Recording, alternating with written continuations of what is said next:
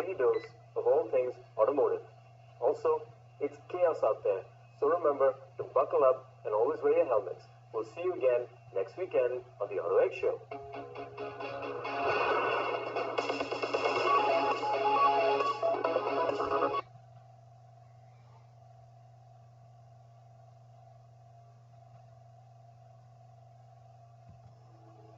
There are only two states from which you live your life.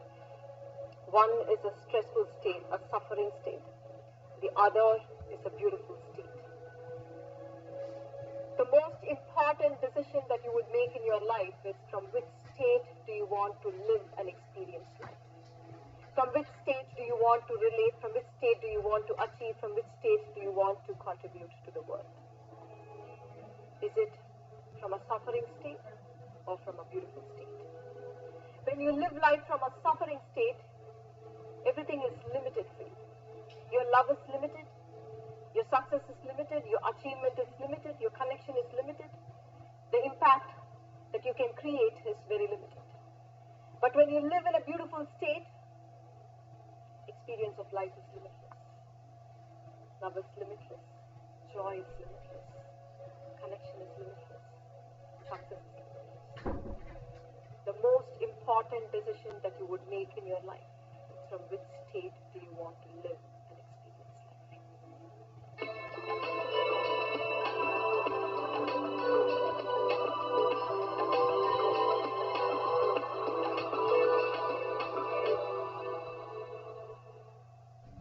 Hello and welcome to the Power of the Beautiful State with Preethaji and Krishnaji. Today we are going to be discussing the mind as well as consciousness. What is the mind? What is the brain? How is it that we perceive reality? And how is it that science and spirituality are going together to redefine the way we are dealing with situations? These are the discussions that I will be having with both Krishnaji as well as Preethaji, just to find out what their individual perspective is on these topics.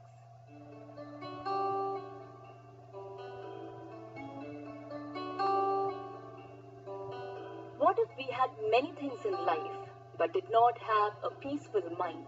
Would all we possess really matter to us? What if we were very clever, smart and handsome, but yet had a consciousness that pushed away fortune from coming our way? Krishnaji and Preethaji will lead us in this last episode of this series into the secrets of mind and consciousness and their power over our life.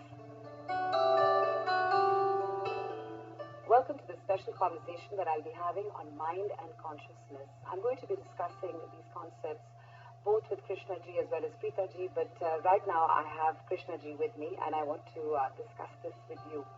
Krishnaji, what is the mind? How do you define what the mind is? I would say mind is the consciousness of the brain. I think that's where our entire of who we are is stored, our past, our calculations about the future, our present experience, our memories. I think it's the place where the realm of thought happens. It's the place where the realm of thinking happens. So I think that's mind and emotions. How you want to relate with someone, how you want to make decisions, how you want to handle your problems. All this is happening in the realm of mind. So I would say mind is the consciousness of the brain. Okay. Yeah. And when you talk about the brain itself, interesting that you're saying that, because they tell us Yes.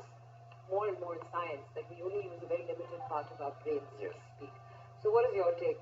I think so. I think so. We are definitely using very limited part of the brain.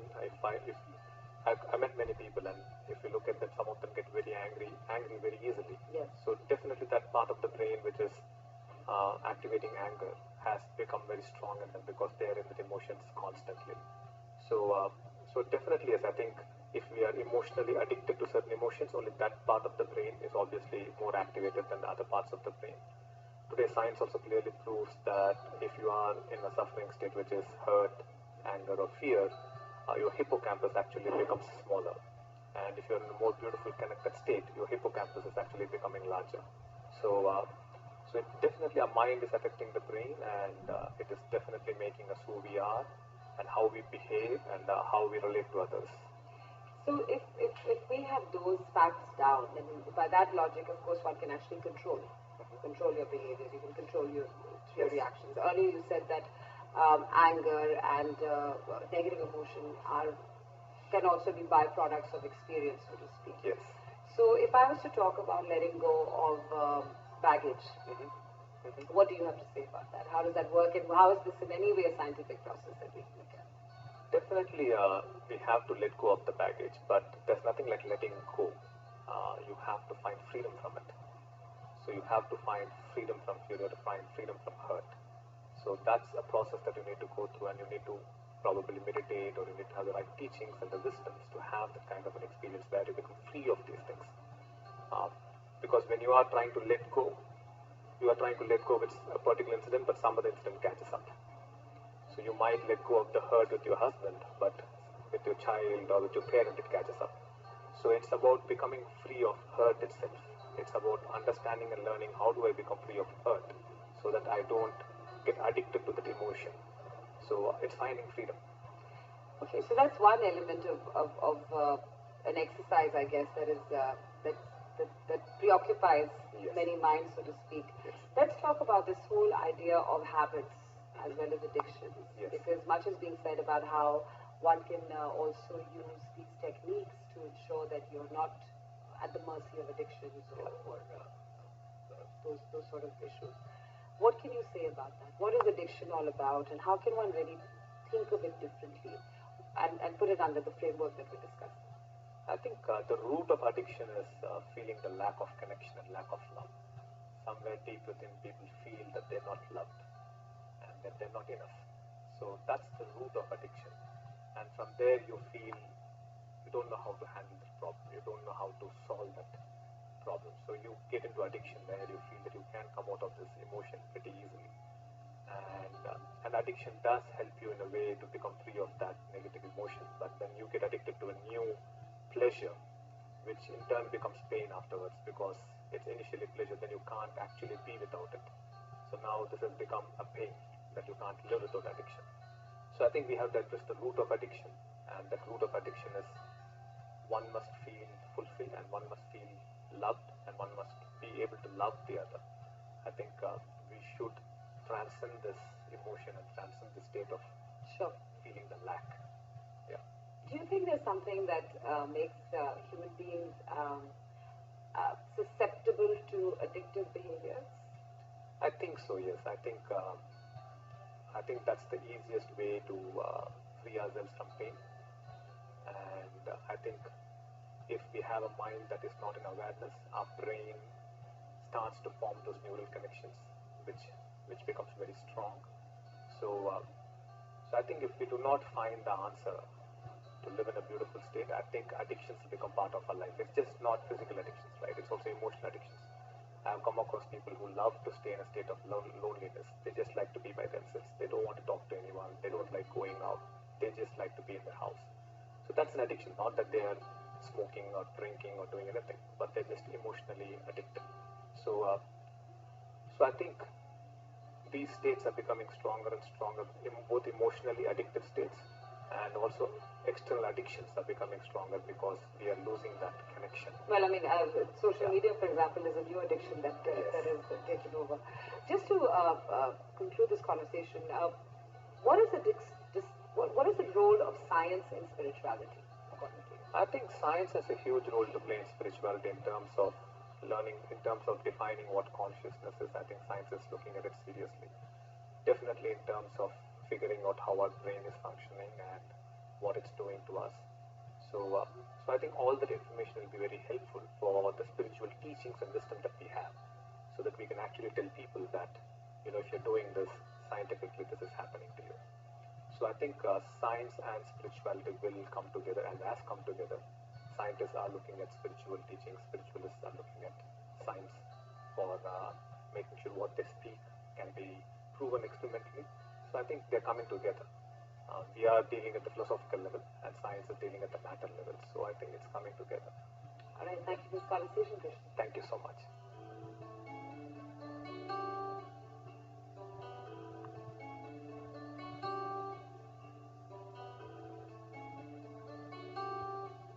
continuing this conversation on the mind and consciousness, but for now I'm going to be discussing this further with Preethaji. Preethaji, it's wonderful to have you here as part of this conversation. You meet a lot of people who come here, I'm sure. There are a lot of followers that you have around the world and in India. And you must be getting to hear about the kind of concerns that they have. What are some of the issues that people grapple with when it comes to this realm of mind and consciousness? What are some of the kind of dilemmas in a sense that people have, or else perhaps what are they seeking when it comes to actually aligning their mind or consciousness correctly? We have people coming from different walks of life, Fatima. We're not limited only to the seeker community who want to experience a transcendence, who want to experience or understand life more, who want to understand the divine more, who want to understand the transcendence more. We have people coming from normal walks of life. We have people who want to live a better life, who want to feel, who actually have tried a lot with life, battling with life, but have not succeeded, but have tried to access yet another power to handle their lives. So it is not limited to the seekers community. It is not limited only to the people who are going through severe problems in life. People who also want to, there is one word which I keep hearing, we want to upgrade our lives. We want to access the extraordinary. We feel there's something else missing that we are not getting our hold on, and we want to experience that. We want to have an upgrade in our consciousness.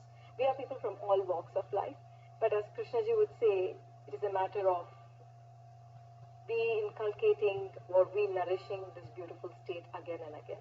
Even if you want to solve problems in your life, if you want to upgrade your life, if you want to have a mystical experience, you need to transcend suffering. You need to transcend the stressful state, and you need to experience a beautiful state in order to actually create the life that you want to create or experience the life that you envision. So when we talk about mindset, so the common word is mindset, right, or your state of mind. I want to actually distinguish between what we use as a common language versus what we're talking about here. A mindset is an attitude. Yeah. You try to hold on to an attitude. A state of mind is an experience. When I say a state of connection, a state of expansion, you feel so much larger than yourself. You feel others are not separate from you. You are one. And it is a state of expansion. It is not an idea that they are my family. It is not an idea that I have to do good for them. It is not an idea. It is not a value of kindness. It is not a value of care. But actually a feeling, a state where you feel that you are not separate from the other. Okay. And all our learnings, all our practices, all our teachings leads you into a state of expansion. And this state of expansion is magical. It's very magical in terms of the experience of it. It is also very magical in terms of the external impact that it can create and what life can manifest for you from that state. We always believe we have to think about ourselves in order to achieve, or you need to be that very strong self in order to achieve and create things. But if you move into that state of expansion, you will have your vision very clear, you'll have your purpose very clear, and the speed at which you can work, the efficiency at which you can work it's just not comparable. And also the reality that you can create from that state is miraculous. So this whole popular idea of letting go, so to speak, there's all these terms, baggage, letting go, self-love, and there are a lot of things, and you see these things coming up all the time now. This has become common language. Is it actually something that is bits and bobs of what we're talking about here? How would you actually define these concepts of letting go of baggage, self-love, being sort of letting go does not mean being indifferent. Yeah, that's what I'm actually taking it out of your consciousness, weeding it out from the roots. It is just not say I'm not bothered. I'm strong enough. I'm not in that position. It doesn't really hurt me. Not coming from a logical mind. You can come from a logical mind, but it is still brewing. Yes. Underneath. So letting go. So apathy is not the. No, absolutely. It actually needs. From my experience, what works is definitely the wisdom. but what works is also the processes, the transcendental experiences people have. It all opens up the consciousness. So once you have a very beautiful state in consciousness, say you have reached a state in which you are able to feel everything around you, it is a state that has been possible. And once you reach that, then slowly you feel that this is withering away. This is not holding you tight. So it is important that you move away from this past experience. If you look at your past experience, and even if you think you are grown out of it, you're not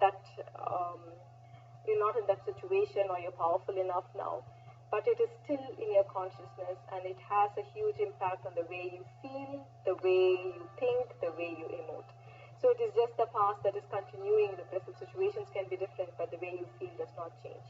Okay, all right. Thank you for that, Preethaji. It was a pleasure speaking to you, and what a fascinating conversation we had. Thank you. Thank you.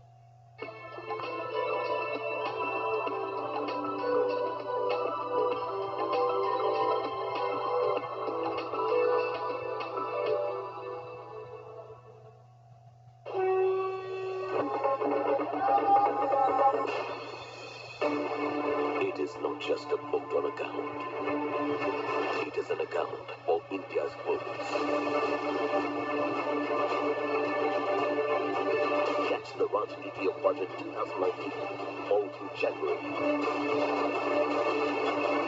Only on Business Television India.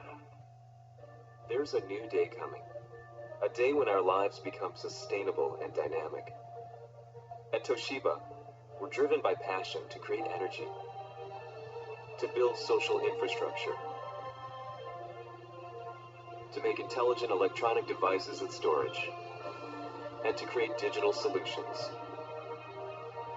so we can all enjoy this new day sooner. Toshiba, for a new day. For a secure tomorrow, you need to prepare today. Take control of your investments and make the most of the markets. And we give you that power through information, insight, and intelligence on how to tackle the markets. Tomorrow's bets, Monday to Thursday at 4 p.m. only on Business Television India. India wakes up when the US goes to sleep. As the sun rises in India, it's a new day of opportunities. It's a new financial challenge. It's a new call. So what moves the markets? The Market Movers, weekdays at 8 a.m. Only on Business Television India. The wave of financial awareness now engulfs Surat. People thronged to BTBI Money Mantra to get answers from market experts to build their portfolio. Do you think timing the market is something which someone should not do if you're a new investor? If you think you can do market timing and you should try on your own, then when you learn you can't, then you come back to mutual fund. These are the times where you increase allocation to equities. But the point is, we tend to get into equities when everyone wants to get in. Money Mantra, Saturday at 2:30 p.m., Sunday at 10 a.m. Only on Business